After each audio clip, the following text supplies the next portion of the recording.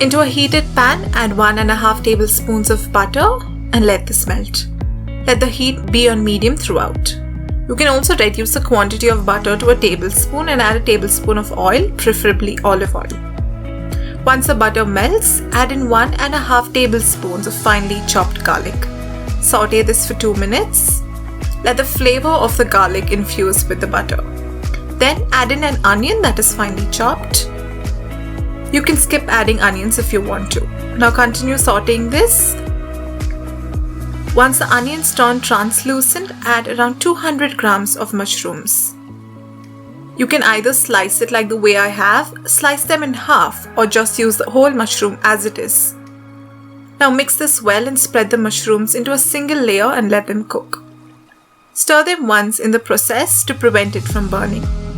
It will take around 10 minutes for the mushrooms to cook. Once it has cooked, add a teaspoon of crushed pepper, a teaspoon of oregano or mixed herbs, and 1/4 teaspoon of salt into the pan. You can adjust the amount of salt as per your taste.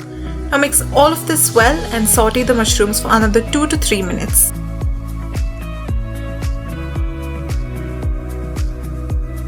Finally, add some chopped coriander leaves. Mix this well with the mushrooms and let it cook for 2 minutes. Then turn off the heat. Your butter garlic mushrooms are now ready to be served. Enjoy it while it is hot and don't forget to like, subscribe and share. Ciao!